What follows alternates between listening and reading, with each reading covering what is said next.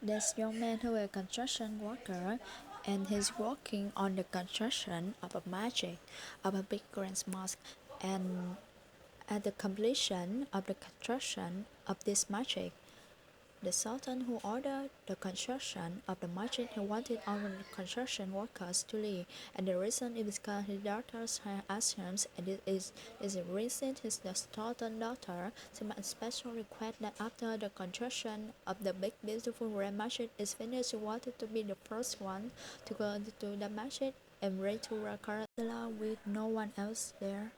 So these were the requests of the princess.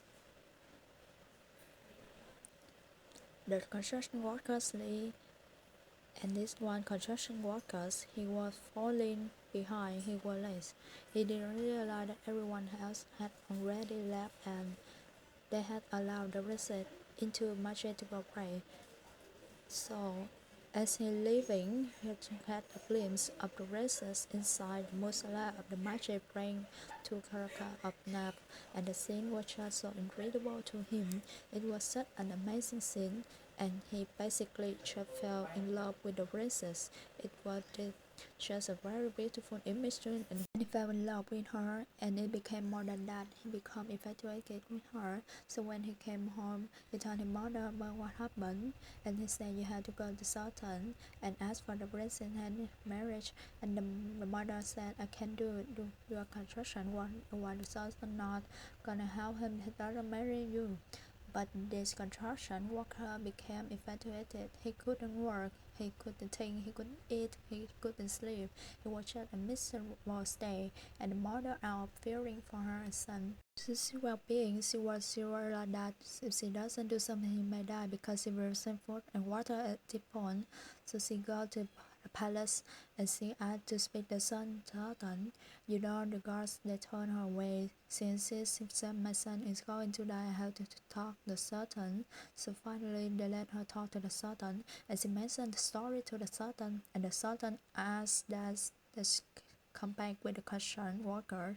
So they come back together, and he tell the construction worker after everyone leaves the magic at night time, after Asabrea, you have to come and break camp in this magic for 40 nights. If you come and break camp in this magic for 40 nights straight, I will let you marry my daughter. And he said there will be someone there to make sure that you come, and if you miss a day, we will know about it. So 40 days. You know, if you fulfill the end of the bargain, I will let you consider my daughter for marriage. So the construction worker is deciding, you know, the chain and lie. So he got the first day, and he break him in the margin. After everyone leaves, and he got the second day and the third, and after a few weeks, he noticed that he getting better. He is eating again and drinking again, care about life again, and eventually he starts to really enjoy coming to the market and praying Qiyam everyone else to such an extent that he starts to pray to Allah that Allah never stayed always beautiful moments that he has with him alone in solitude praying to him in the night. So 40 days pass, 50 days pass, 60 days pass, 70 days pass, and eventually the Sultan asks to see the construction worker, and he says, how come you didn't come to see me? You fulfill your end of bargain. You pray on 40 nights. We saw that you pray. How come you didn't come to see me? In the construction worker turned to the Sultan. He says, before I saw your daughter, my heart was empty, and the first thing, a beauty that my heart was exposed to was your daughter, and that's why it brought on to that experience. But then after I started praying in the masjid for 40 nights, my heart witnessed a beauty that was much greater than her. My heart witnessed a beauty that was never felt before.